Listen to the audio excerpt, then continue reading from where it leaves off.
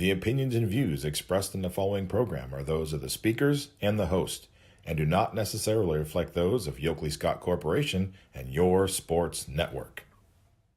Yeah, I've been closer to Jesus before, so can you help me out?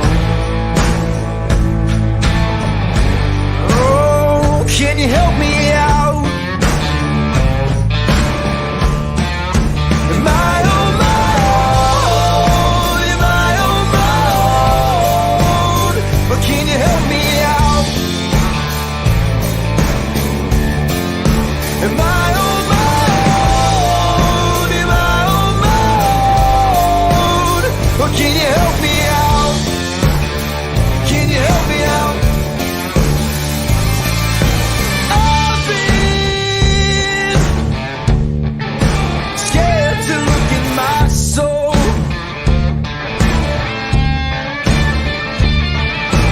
I've been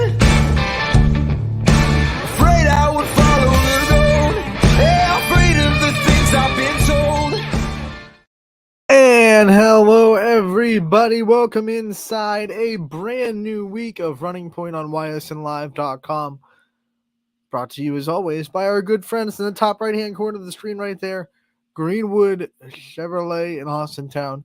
They go the extra mile for you, so you don't have to.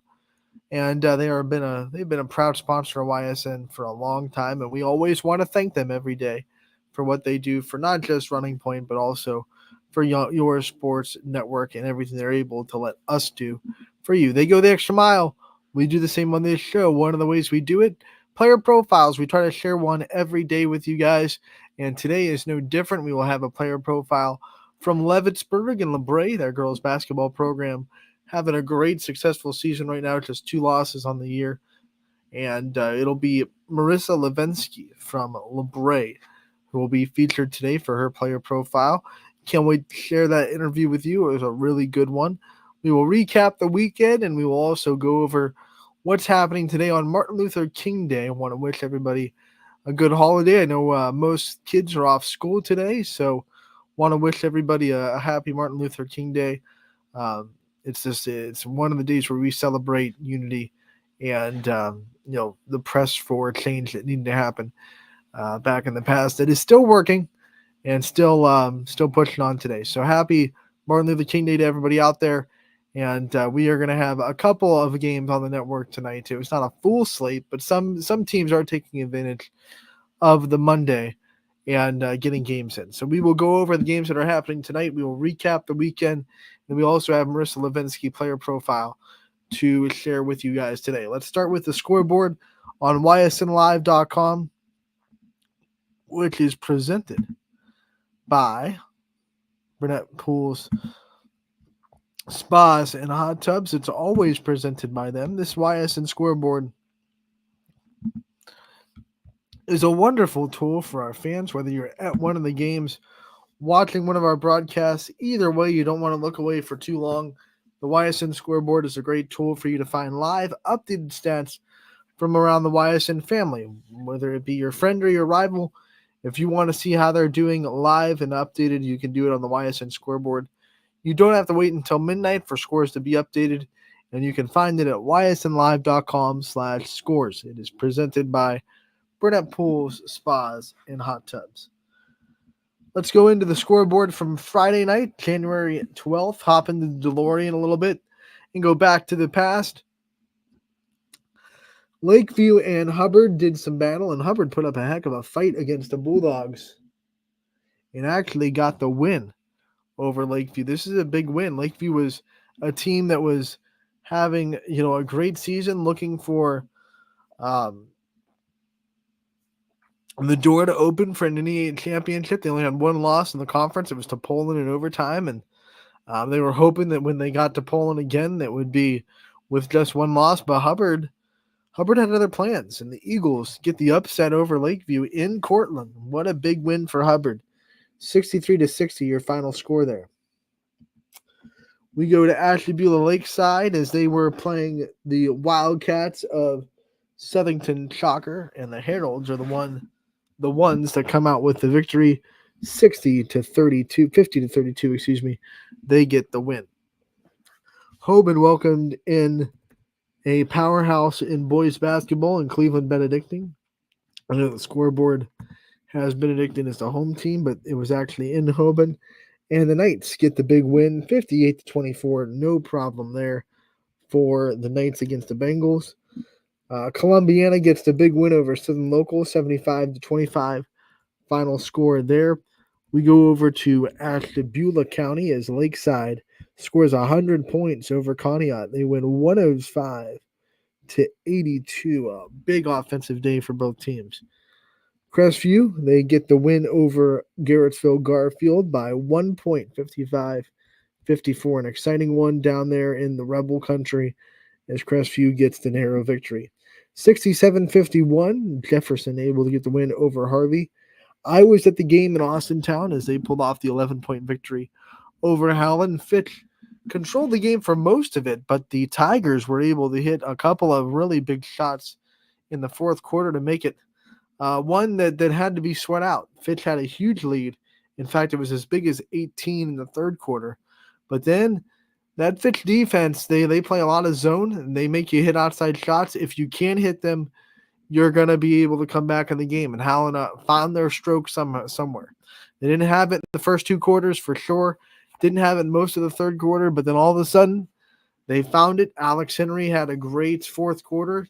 They got the lead all the way down to 4 before Fitch made a couple of adjustments, got a couple of big buckets on their end, and ended up pulling out the 11-point victory, but much closer down the stretch than that score would indicate. Fitch hit a couple of free throws down the stretch that kind of put them far away, but a game where Howland this has to realize that they have to be consistent, I think that's the biggest takeaway for Coach Boobin and the Tigers, because they proved, hey, we're right here. We're right here. We're good enough to play with this team, but you can't get down by 18. You got to play for 4 quarters, right? You can't just wake up in the fourth quarter and decide you're going to get into it.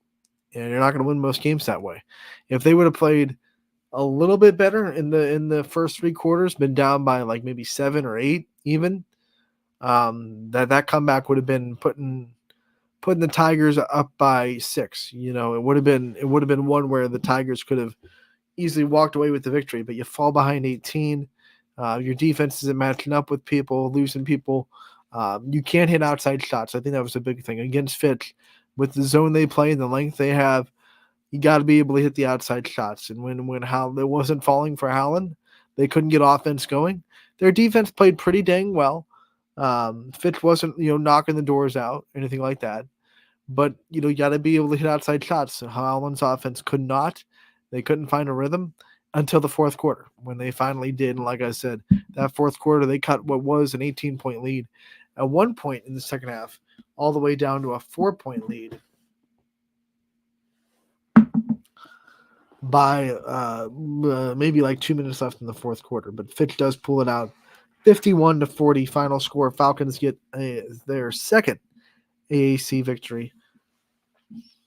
We go to Camel, where LeBray was playing the Red Devils for first place. Both teams coming in undefeated in the MVAC, but the Vikings flex their muscles a little bit, get the 11-point victory, 52-41 final score there. Vikings stay in first place, and Camel falls 1 game back in the MVAC. Wellsville gets their revenge over Latonia. They lost to Latonia at Latonia by 2 points. First game of the year. They come back to their Tiger Den, their home gym, and they take care of the Bears this time around, 61-31. And I'll tell you what, Mr. Watkins from Wellsville, if you haven't seen him play, man, he's having a heck of a season. He drops another game that's 20-plus points. He has a double-double with 12 rebounds. Man, he's putting on a show. And Wellsville had him on point, which let them win handily over the Bears. We'll stay in the EOAC. Lisbon still unbeaten in the EOAC, I should say, 82-54. Blue Devils all over the Bulldogs there. Edgewood against Madison. And Madison gets the tough 2-point victory in overtime. Tough one to swallow for Edgewood. They've had a lot of close games not go their way. We saw what Jefferson, they were able to get that one, but a lot of close games this year for the Warriors, and they've been kind of 50-50 in those close games for the boys. We go to Middle Ridge, who traveled to Western Reserve and fell by 6 to the Blue Devils, 49-43, the final score there from Berlin Center. Moncur gets the buzzer beater layup to give Girard the home victory over Niles. Final score there, 38-36. Girard with a dramatic victory over the Dragons. Poland and Struthers playing for a really big game in the 8. Poland undefeated in the league. Struthers with one loss. Basically, the Wildcats needed a win to pull Poland down, to a tie in the 8. But they could not get it done. Poland goes to the field house and wins 61-46. Bulldogs still top dog in the 8 as of now. We go to Lowville. They ran around Sebring and home as they win 61-38. That's the final score there. The big win in the conference for the Rockets. Beaver Local, they were able to get the host St. Clairsville, and 73-62. St. Clairsville spoils homecoming for Beaver Local. We saw Springfield win over Waterloo in a tough one, 43-40. The final score there. Waterloo. We talk about Edgewood playing a lot of close games. Waterloo the same way, pretty much because the style of basketball they play. Waterloo is a very defensive team. They're going to hold you down. They don't score a lot of points per se, but they do hold teams down. So they get into a lot of close games because of their defense, and this is one that they just fell a little bit short on the road. In the jungle, hard place to win. For the rivalry between West Branch and Salem, it is the Warriors who get the 5-point victory, 49-44, the final score there. We go to the Holy War, 2 rivalries back-to-back on the scoreboard as West Branch Salem. Not as close in Youngstown as Ursuline gets the 11-point win, 69-58 over Cardinal Mooney in round 1 of the Holy War. Those 2 teams will meet again in Mooney later down the season. And if both teams continue trending the right way, continue trending the way that they are right now, that second matchup could very well be for the Steel Valley Conference Championship. Could be for the tie for Mooney and for the outright championship for Ursuline.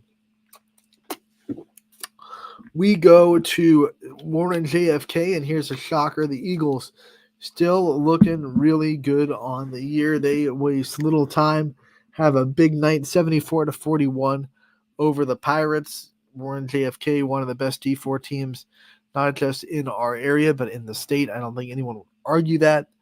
And they are rolling right now. Every D4 team they've played so far this year, they have dominated. We go to Beaver area. They played Ambridge, and they won by 6, 56-50. Bobcats with a good win over Ambridge. We have United going to Valley Christian and dropping one, 63-52. Eagles get the win over United on the road. McDonald went into Jackson Milton, and they got the win, 74-62. Final score there. The Blue Devils with an impressive road victory. Their offense starting to find a little bit of rhythm in McDonald. We have Champion. They got the win over Liberty, 70-65. As the Flashes stack 2 wins on the week to continue in VAC play. Brookfield fell to Newton Falls, 57-33. Final score there. We have East Liverpool. They had to travel to Oak Glen, and the Potters get the big victory, 77-51. Final for East Liverpool. The Pymatuning Valley Lakers got the win over Matthews. Final score there was 81-57.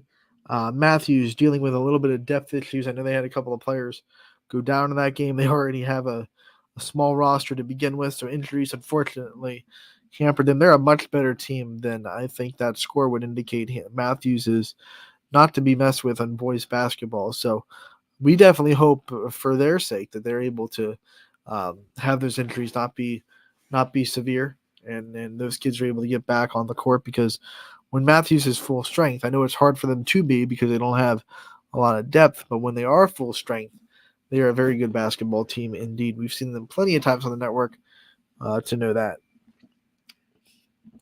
Grand Valley gets the win. No, gets the loss, I'm sorry. 64-61. They fall to Wycliffe in a close one.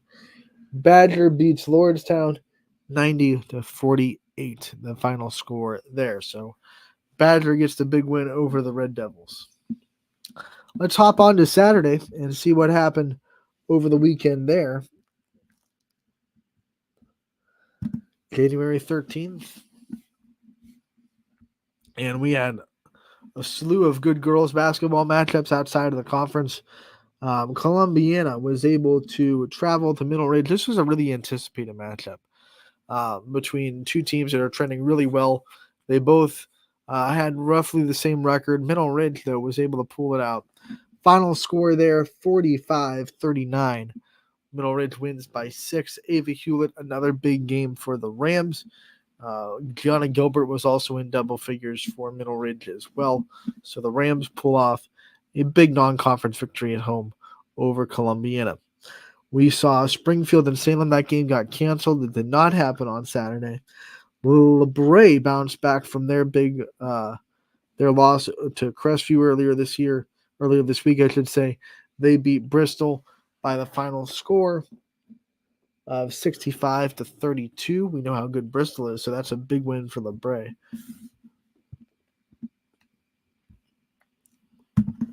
We go to Latonia and Sebring, and the Bears get the 20-18 win. That'll be good for their program as they get a W in their column. Struthers able to take care of Cheney, 47-40. Final score there. Girard and South Range, a big one in the NE8. You felt like the winner of this game had the best chance to compete with Poland in the league, and it's Girard that pulls out the victory. Final score there, 43-32. Girard just had control of this game. I felt like when I was watching it, their athleticism was letting them get all the loose balls. They were able to run with South Range. They didn't let South Range transition, which is a part of their offense. And I think the other big thing about this game is Girard has a lot of length inside, and Girard's interior defense played really well against South Range's driving ability. There were I think 5 or 6 block shots. There were clean blocks. They weren't fouls. That Girard was able to get inside the paint. So the length, the effort to get 50-50 balls, the rebounding, I think all were just a little bit too much for South Range to handle. The Raiders played much better this time around than they did in Girard. When they scored 19 points, kind of got run out of the gym. So I think Coach Fishel will be very pleased that he's seeing continued growth in his team. But this particular day on a Saturday afternoon, Girard was just better. And they were better, and I think they were focused. They knew that this game meant a lot because they knew Poland was coming up.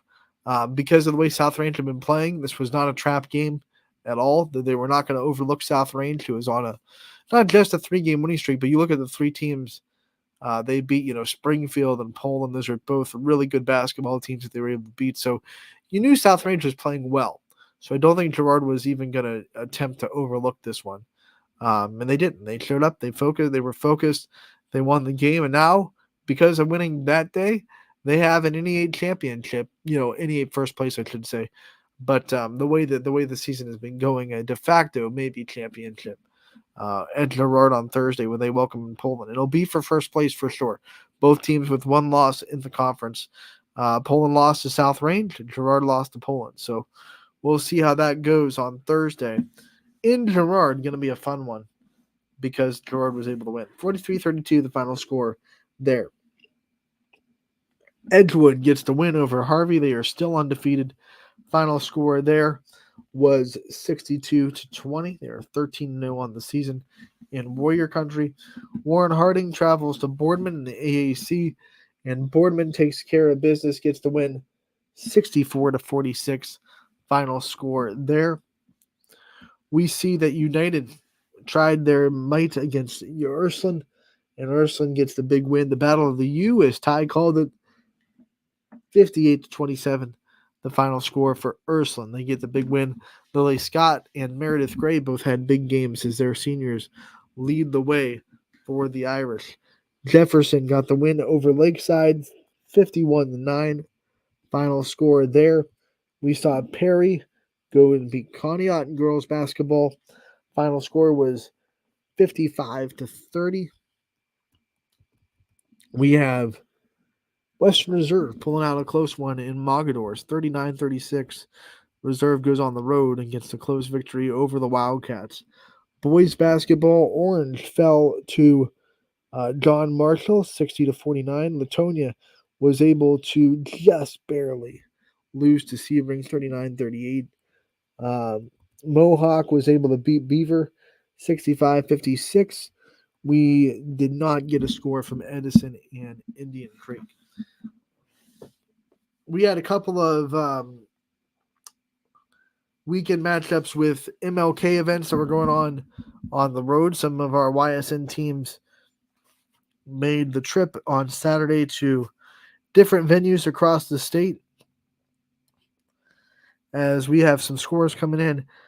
Badger lost to Rootstown girls basketball on Saturday, 72-47. Berkshire was able to beat Pymanching Valley, 37-35. A big one for Canfield. They were able to beat what is the top-ranked team in Doylestown, Chippewa, according to Max Preps, which is the rankings that the OHSA is going to use for their seeding in the tournament. Right now, Chippewa, going into this week, in the first rankings that Max Preps released, RPI, Chippewa was the top-ranked team in Division 3. Canfield beats them 43-31, the final score there. Orange was able to beat Euclid on Saturday at Richmond Heights, 40-36, the final score there. Howland was able to beat Mayfield over the weekend, 69-28, the final score there. Some games on Sunday.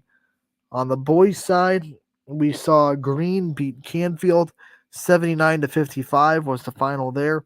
Fitch falls to Newark on the road at Ohio Dominican, 51-45 was the final score. Newark, the 11-1 Newark, by the way, beats Fitch over the weekend. So those were some scores as some teams tested themselves in Martin Luther King weekend tournaments.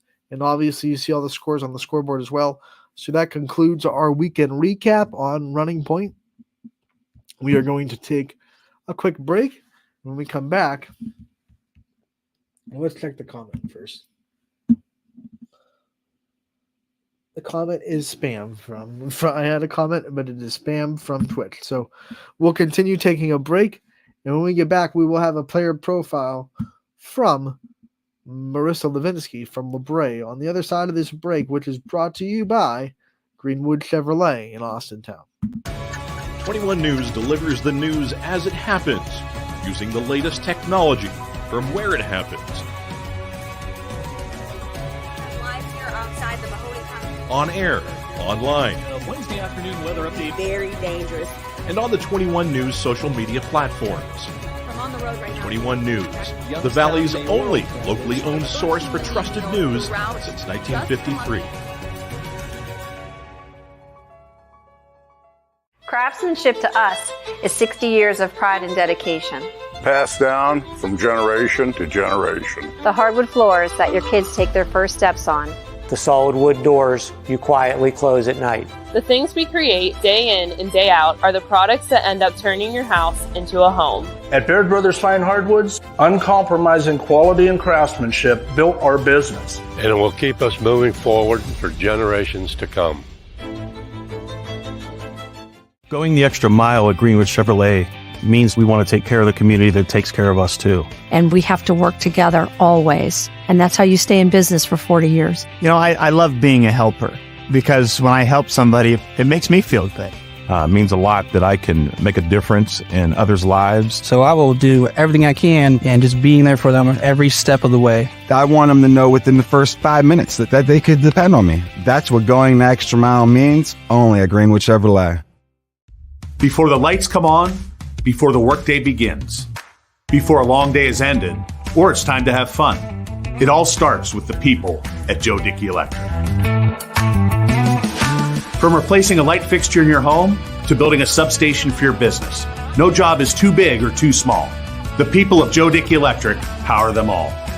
Joe Dickey Electric, over 60 years of powering the Mahoning Valley.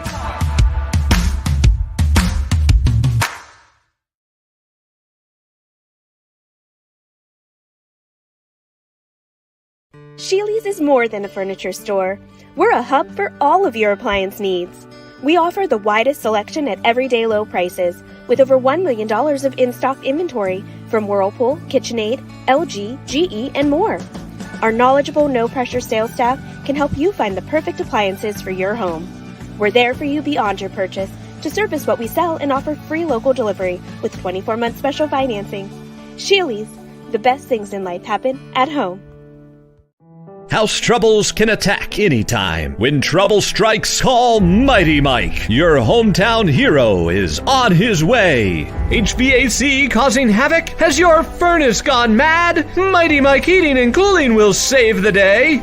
Commercial or residential, 24/7. For quality service you can depend on. Call your hometown hero. Call Mighty Mike.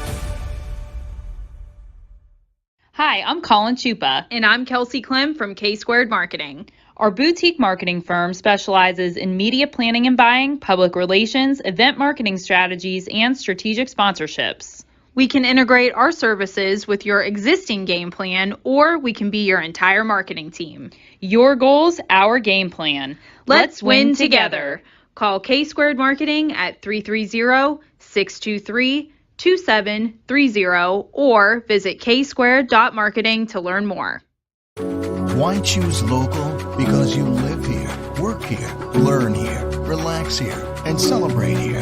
21 WFMJ is our Valley's only locally owned TV station, and our focus is local. Other TV stations don't have that same focus, as their owners are somewhere else. But 21 WFMJ is rooted in the Valley. Local people making decisions that affect your life, right here where you live. Anthony Harwig here with the LeBray Girls Basketball Player Profile. I am joined by junior Marissa Levinsky. Marissa, thank you so much for taking the time to join us today. Thank you for having me. You got it. It is junior year. It's the one where you kind of step up from underclassmen to upperclassmen. And with just one senior on the team, you're asked to be a big leader this year. What's that been like for you preparing for this season, knowing that you're going to be asked a lot of responsibilities from the coaching staff? What's that been like for you mentally? It's been pretty nice. I really like the opportunity to have it, and I try to work my hardest, best, and just to try and help the other girls when they need it, and to just be a good role model to them. Yeah, when you think about like what kind of leader you are, because everyone's a different leader, you lead in different ways. How would you define your leadership qualities? I think that I'm best with communication. Like if the girls ever need something, I want to be the person to be there for if they need anything. I know that all the girls, they play their hardest, and whenever we need something or need to be hyped up on the team, I try to be there to try and hype everybody up. Like we said at the top, just one senior, which means even next year you're going to bring back almost the entire roster. And with a team that is young like that, what's it like to go through that and know that everything you go through this year is kind of a building stone for what the program can be, and you have another year just to grow? What's that been like for this team? It's pretty nice. I can't believe that I'm already a junior, and knowing that I still have a year to improve and try and do the best I can. It's really nice. This year we're working very well together, and getting another year to work with the same girls, it's going to be pretty good, I think. The results speak for themselves right now. LeBray 9-1 in the season. They have a chance as anyone else in the MVAC going up against Crestview and Champion, who are all in that kind of 3-team race. What were some of the things that you worked on, heading into this season that you really wanted to improve upon in your game? One of the things I've been struggling with is my shot. I don't have the best form, and because of that, I want to try and get a better shot off. I'm not very fast at shooting, But my defense, I've been trying to work on that, and I think I've been doing better this year than I have prior years. By the way, Marissa says that while averaging 7.4 points per game. So I think you're still finding ways to score, but always improving. I like that. Always being able to find things you can get better at. When you look at where you are now, like where you are halfway through the season to where maybe your goals were when you started, how does that compare? How does where you are now compare to where you wanted to be personally when you started the year? With my shot, I wanted to be a little bit better with being able to shoot contested. I would say I'm around there. I've been working on it. But with my average, I wanted to try and improve on my average every year, trying pulling off more scores. And I think that I've done better than I have last year, and working with the confidence to just be able to play and little mistakes just to brush them aside. One of the things about this team, they have 4 players, you being one of them, that's averaging at least 7 per. What's it like to have such a balanced offense and to realize that there's not a lot of pressure on one person to go out there and score 15, 16 a game for you guys to succeed? What's that like for you as a leader? It's really nice. It's something to be very proud of, to be a part of a team that everybody can just work together and everybody has the ability to do everything. If you're having a tough day shooting or something like that, there's always somebody else that's there to step up, and it's really nice just to have someone. One of the things you can realize about this team when you watch them live, and I've had the pleasure to be live at one of your games, is so tight knit. Like, you communicate so well, the chemistry's there, and that's not always the case. What kind of things have you guys done to build such good team chemistry? So we just see each other in school. Even in school, we talk to each other, say hi in the hallways, and we've played together prior years, like the freshman and the sophomore. They're pretty close together. They've been working together, and they have great chemistry. And our upperclassmen get along with everyone pretty well, and everybody's very friendly, very nice, and it's just very easy to get along with everybody. Some things this year, we had some team bondings, and we did Secret Santa, which was super fun this year, just to see how everybody views everybody, and it was really nice. I liked it. All right, that opened the door to a couple of questions. First one, what's your favorite team bonding exercise that you guys have done so far? One of my favorite ones was we came in the gym and we got to choose like what our favorite games were to do, like during practices.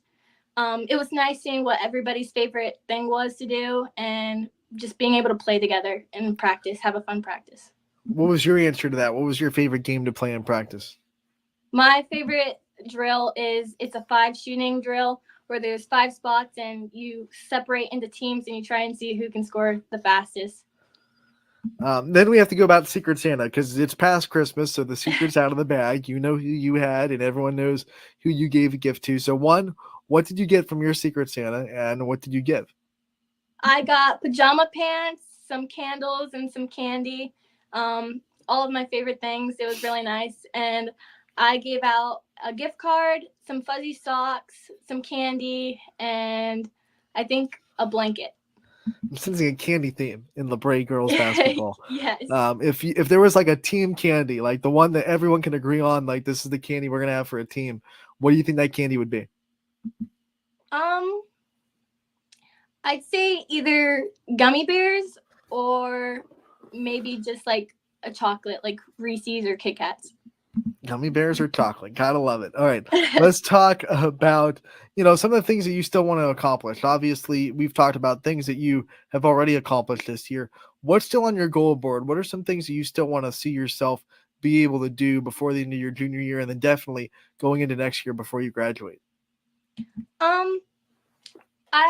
I'd like to see myself trying. I know mistakes happen, but I'd love to have a game where I do really good and I don't let the mistakes get to me. Because sometimes I do find myself where I start getting a little unconfident, but I try and brush that off. So definitely to just try and have a super confident game and stay focused the entire time. That would definitely be something that I want to do this year. for someone that shoots as much as you do and wants to improve on their shooting, obviously confidence is a big reason for that. Where do you get your confidence in those games where you are super confident? Where does it come from, and how are you able to maintain it? I'd say that my confidence, it's just like a mental thing. Like if I'm like, oh, somebody saw that, they're going to think that that was a bad shot or things like that. But then I think everybody makes bad shots at times, and I put in the work to be here. So I just have to let that go. And that's definitely something, is just my mindset, is trying to have a great mindset. With the success you're having, the success the team is having, man, you're a role model, whether you like it or not. There are girls that are young that are not even in the program yet that are looking at Marissa saying, "I want to be where she is when we grow up." What's that been like for you to realize that now all of a sudden, because of what you're doing on the court, there are people that are looking up to you? It's really nice. It's definitely something that I should be proud of, and I'm very happy that people can look up to me as a role model, and it's very, very good feeling, and I really enjoy it. Who were some of your role models that you looked up to that kind of taught you how to be that leader that you are now? Definitely Coach Rowe, Mandy Rowe. She always supports me in the game, and I see her. She shoots around in practice sometimes too, and it's just, she's unbelievable. She's a great player, and she's a great coach, and it really helps me out. And another person would be my dad. My dad's helped me a lot growing up, trying to be the player that I am today. And my family that comes and supports me. It's just, it helps a lot to know that there's people watching and there for me. Let's talk about Coach Rowe a little bit more. Obviously, you've been able to be coached by her, and you're such a close relationship with your head coach. What's it like to be led by Coach Rowe?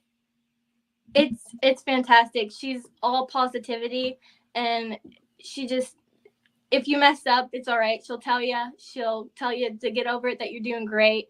She's a lovely coach. She makes practices fun. She gets us in the gym. It's really, really nice to have her as my coach. I really enjoy having her as my coach. We get to see her on the sidelines on Ysn broadcast all the time, and there's one thing about Coach Rowe on the sideline, but what's something about her that maybe not a lot of people know that you want people that should know, people should know about Coach Rowe? She can definitely get in the game sometimes, but she's never really one to yell at the refs or anything. But that's something that I'd want other people to know, is how kind-hearted she is, and how she dedicates her time for us girls, us players. She tries to get us in the gym and tries to help us achieve our goals and tries to lead us. She tries to put others before her. She puts others before her. All right, let's talk about your student part of student athlete. You're a student first as well at LeBray. What are some of your favorite subjects to learn in high school? I've always been better at math. Math's been my best subject since I was little. It's just something I comprehend more than anything.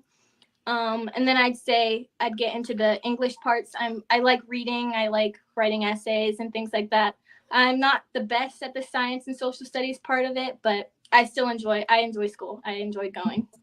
You're unique because most of the people that say math, then they're the opposite with English, or if they say English, they're the opposite with math. So you like them both. Is there one that you think you've had to work hard? Like, is it English the one that you still have to work hard to be good at, or is it math the one that you'll like but you have to work harder at it? I'd say math that I'd have to work the hardest. I was good at the basic math, and growing up into the algebra and being a year ahead, that was nice. But we got to pre-calc this year, and it's definitely, you have to put the work in to be able to understand it as much.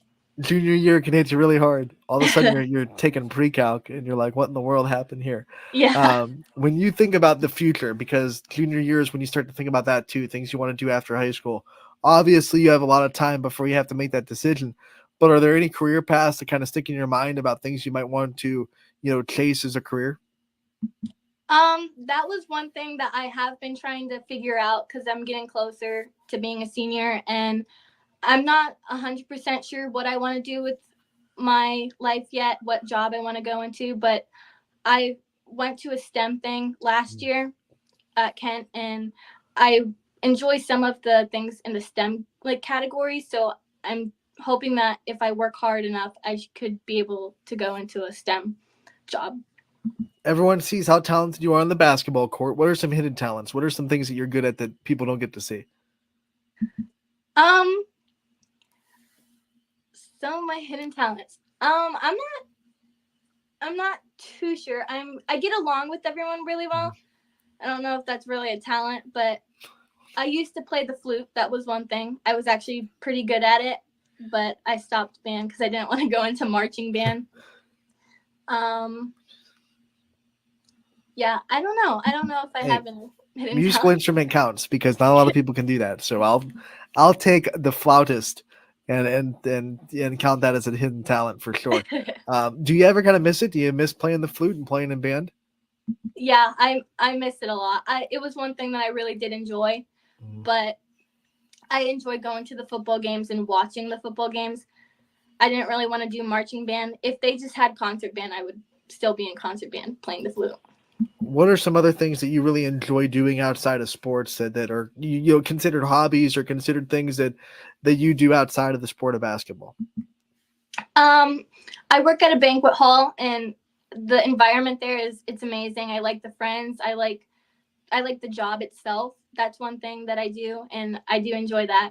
I go to church. I enjoy being there with the people there. It's very friendly, and I enjoy reading in my free time. So you're on a basketball team. You take pre-calc, and you also have a job. That's a lot to juggle. It's a lot to juggle. How do you do it all? What kind of things do you do to manage your time and to be able to put all those plates in the air at once? I try to not procrastinate on anything. That was one thing.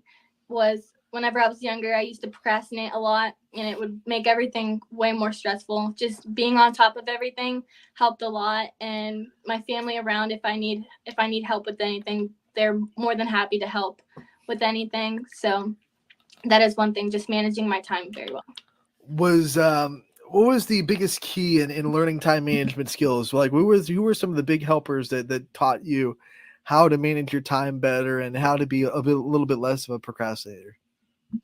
Some of the teachers at school, like with studying for a test and things like that, to know not to procrastinate and wait till the night before a big test to study. That was one thing, was instead of just studying for a test, like if I had to get a project done or homework done, I get it done ahead of time as much as I can to keep more free time. And my mom and dad, they also taught me to not procrastinate and just try and get everything done to be less stressful. What has been the toughest assignment so far that you've had in your high school career? It could be a project, it could be a paper, but the one that you had to work the hardest at and you had to really, really put your nose to that grindstone to be able to complete it. I would definitely say chemistry last year. The whole subject, it was very hard for me to get through, but I put in the time, I put in the studying, and I passed. And it was hard, but I got through it, and it's something to be proud of. Forget one assignment. She's just like the whole class. Put it all together. Marissa, I want to give you the time before we end this interview to thank your support system, the people that have been there for you, the people that you couldn't be where you are without. I want to give you as much time as you want to give those shout outs out to whoever you think deserves it. Thank you. I want to first start off with my teammates and my coaches. I wouldn't be here without them. They have helped me so much as a player, as a person. I love them. They're a great team. Definitely my parents and my brothers. They come and support me every game, and it's very nice to have them there and to see that they're always there with me. And then my grandpa comes to every single game, and if he can't, he makes sure to text me right before that I know. I want to just thank everyone for the hard support that they put in for me, and it definitely means a lot to me. I really appreciate it. Marissa, we want to thank you so much for taking the time to join us today over the weekend. We appreciate your time. We wish you the best of luck the rest of this season, and we can't wait to talk to you again real soon. Thank you so much for having me.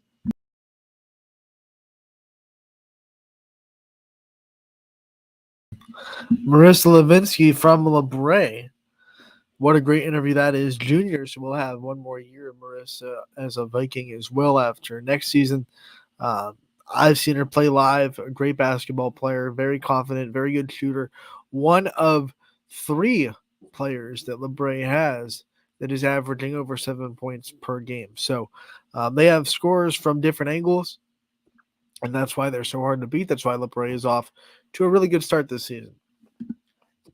Before we get out of here, we're going to pop back into the scoreboard on ysnlive.com, which is brought to you by Burnett Pools, Spas, and Hot Tub. We're going to go to January 15th today and see what games we have in store tonight. We have Lakeview traveling the Niles. That'll be an NE8 matchup between the Dragons and the Bulldogs tonight. Columbiana goes outside of the conference to go. This was originally scheduled to be in Lowville, but a scheduling note, this has been moved to Columbiana. So they're still playing tonight. If you're attempting to find this game, still playing, but it's in Columbiana. 2 quarters JV, so about a 6:15 varsity start around there for that.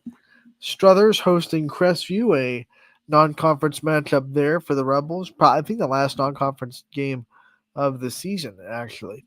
Lisbon will go to Heartland Christian tonight outside of the EOAC. A lot of non-conference games on Martin Luther King night. We have Medina Christian going to Valley Christian tonight. Steubenville Central Catholic goes to Edison. We have Wyndham traveling to St. John. South Range girls trying to bounce back and go to Liberty, trying to get a win. That is a 5:30 varsity-only start. Youngstown East will travel to Cardinal Mooney for an SVC matchup.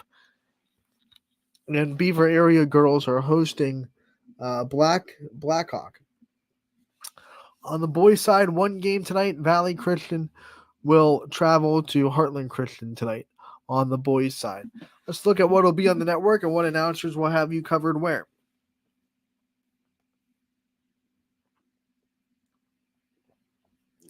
We have Lakeview and Niles. That one's going to be on the network tonight, and it'll be the Lakeview boys making the trip to Niles. Sam Ballas and Jake Nicholas on the call there.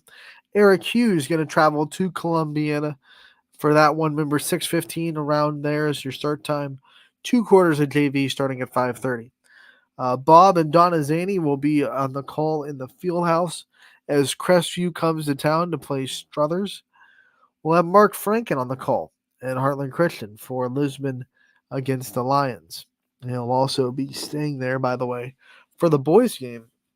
So a little boys-girls doubleheader, different opponents for the Lions, but same night. I will be traveling with the Raiders to Liberty for that one. And then CJ Schroeds will be covering Beaver as their matchup with Blackhawk tonight, as Beaver coming off a win. Ainsley Baker, the player to watch for the Bobcats. We go to boys basketball. Like I said, Mark Franken will be on the call at Heartland Christian tonight for their matchup with both girls against Lisbon, boys against Valley Christian. Mark Franken will be there for both. Want to thank him for his double duty tonight, and want to thank all the announcers that are going out tonight. I know it's tough, especially for those of our announcers that are Steeler fans. We know that their game got moved today at 4:30, but we at YSN will hit the DVR when we have to make sure these kids get highlighted. So we want to thank all of our announcers for going out there tonight. Obviously, we're all excited with playoff football, and there's a lot of local things to be excited for. I'm sorry for the Browns fans, but the Steeler fans out there, I know you make up about 50% of the YSN family. Is probably cut right down the middle where we are in Youngstown, 50-50.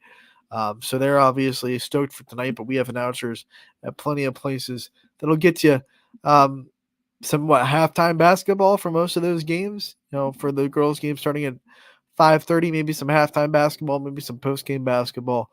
Make sure to tune in tonight to ysnlive.com/live. That's where you can find all these games, and they are completely free. If anyone tells you the YSN charges for games, don't buy it. Our broadcasts are completely free. The only time we put up a pay-per-view wall is for tournament time, and that's only because we get hit by the OHSAA for our fees to broadcast the game. So regular season, we're all good. We're all free. And make sure to check it out. ysnlive.com/live is where you can find our game schedule, click on the game you're looking for, scroll past the ads, and then hit that play button, and you will be taken to your game broadcast. Want to thank all of you for tuning in today to a Monday episode of Running Point. Want to thank Marissa Levinsky for her time, giving us a great interview from LeBray. And we will see you all tomorrow on Running Point from 1 to 2. We'll have another player profile featured as we always do, and we will definitely recap tonight's action and then preview a full slate of games tomorrow as boys take over on Tuesday. So Anthony Hartwig signing off from Running Point. Thank you so much for tuning in. We will see you again tomorrow from 1 to 2.